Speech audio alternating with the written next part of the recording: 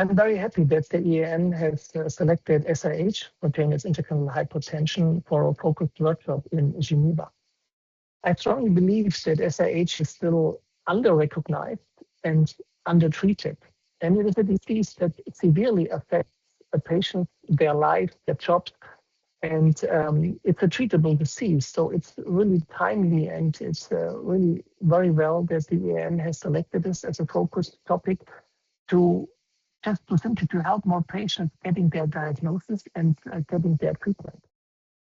Many advances have been made in the field of SIH. So spontaneous intracranial hypotension was a kind of a very rare or enigmatic disease 10 or 20 years ago, but this has changed completely. We now do have a defined set of criteria on imaging that helps us making the diagnosis. And over the years, SIH has really evolved into an imaging diagnosis. We do have clear signs on MRI of the brain and MRI of the spine that helps us diagnosing spontaneous intracranial hypotension. And there's been many advances has been made due to the causes. The cause of SIH are spine leaks, so CSF leaks at the level of the spine. And we've been able to categorize or stratify 3 types of leaks in the last 10 years. So type 1 leaks, which are ventral leaks at the ventral side of the spinal cord, type 2 leaks, which are lateral leaks at the lateral side of the spinal cord, and very interesting, which we only know since 11 or 12 years, direct CSF venous fistulas that are also at the level of the spine. So many advances in diagnosis have been made in the last decade that help us and help neurologists to find these patients. Typically, SIH was considered as a headache disorder. And the hallmark of SIH is orthostatic headache, meaning that a patient gets immediately or after seconds a headache when standing up, and that it's relieved in seconds or minutes while lying down. And we now have noticed that not only it has to be a headache, other symptoms like hearing problems, dizziness, brain fog, or even second half of the day headaches are very well compatible with SIH. So more and more the diagnosis has shifted to imaging signs and characteristics. And the typical order when you have a patient with a suspicion of SIH, you need to do an MRI of the brain without and with contrast, followed by a heavily T2-weighted MRI of the spine. And in the brain MRI, you look for typical signs of SIH, like subdural effusion or smooth and homogeneous enhancement of the dura, of the pachymeninges, and downward displacement of the brain. The pons is lying flat on the clivus. The distance from the chiasm to the base of the skull is reduced. And you can summarize all these signs in the Burn score. And then you have a certain likelihood of having a spinal CSF leak. And with the second test, with the second MRI study of the spine, you look for extrathecal CSF along the spine, which is always pathological. So we call these SLECs, spinal longitudinal extrathecal collections. And then you have the diagnosis. You have a spinal leak. This is true for all spinal leaks with a tear in the dura. If you have the third form of a spinal leak, which is a CSF venous fistula, a direct connection of the CSF space to a vein, you don't see these flags. But sometimes you also have hints in these cases, meaning you see some forms or types of spinal diverticula, even several spinal meningeal diverticula.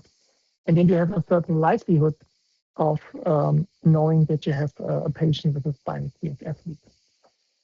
And concerning the question, what study to be done is, so I would like to repeat MRI without and with contrast of the brain and an MRI of the spine. And then what to do? Usually if you have clear signs, then you do a so-called untargeted blood patch very early on. Don't wait in this disease. so do an untargeted blood patch, and see the patient again 1 or 2 weeks later. And if there is no permanent improvement, or if the flag in the spinal cord has not gone, you need to do specific studies. And the specific studies we recommend to do at a specialized CSF center, because they are kind of invasive. You need to inject contrast in the spine, and they are sometimes associated with some kind of irradiation dose, so they are difficult to perform. And these specific studies are so-called dynamic studies. So let it be a dynamic myelogram or a dynamic CT myelogram. And with these dynamic studies, we ask the question, where is the leak? So with the first set of imaging, to try to answer the question whether the patient has a leak at all. And if a simple blood patch, an untargeted blood patch, does not help and does not heal the patient, we have to ask the second question, where exactly is the spinal leak? Because then you need targeted treatment of the spinal leak. And before you can apply a targeted treatment, of course, you have to know where the leak is. And that's why these dynamic studies come into place. When you have found a spinal leak and you have localized the spinal leak, then you can treat the CSF leak specifically.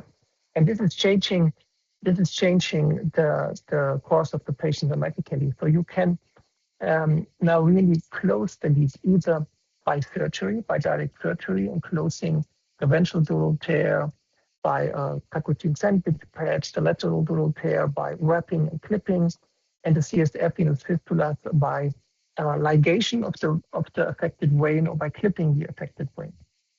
And there have been many advances in minimizing the invasiveness of these approaches. So in the large centers, these approaches are done microsurgically, minimally invasively, taking 60 or 70 minutes, and you can close the leak, and the patient can be discharged the other day. And there are also targeted transcutaneous procedures that have been developed over the last years, meaning exactly targeting fibrin glue at the very side of the leak, and you can even endovascularly close CSF venous fistula, because you have a connection of the CSF base to a specific vein. And once you have localized this specific vein, you can transvenously embolize the fistula site and cure the patient. So we have many advances in treatment. The basis for the treatment is finding the leak, finding the specific site of the leak. And then you have many options, either transcutaneously with fibrin glue, CT, guided. We have microsurgical, minimal invasive options for all types of leaks. And for the CSF venous fistula, for this specific type of leak, you also have the possibility to embolize it endovascularly, transvenously. Neurology is the gatekeeper for this disease. It's a headache disorder. It's more than a headache disorder, and it's a treatable disease. So if the knowledge about SAH is advanced, and we know that we have a treatable disease, we have certain criteria for patients and for the diagnostics that we can run, and we can identify these patients, and we can apply specific treatment and help these patients. And we now know that this needs to be done in a timely fashion and best at specialized centers, so we can do a lot of good for our patients with SAH. But the knowledge has to be spread, and neurology has to be aware of that we have a treatable disease here with many advancements over the last decade.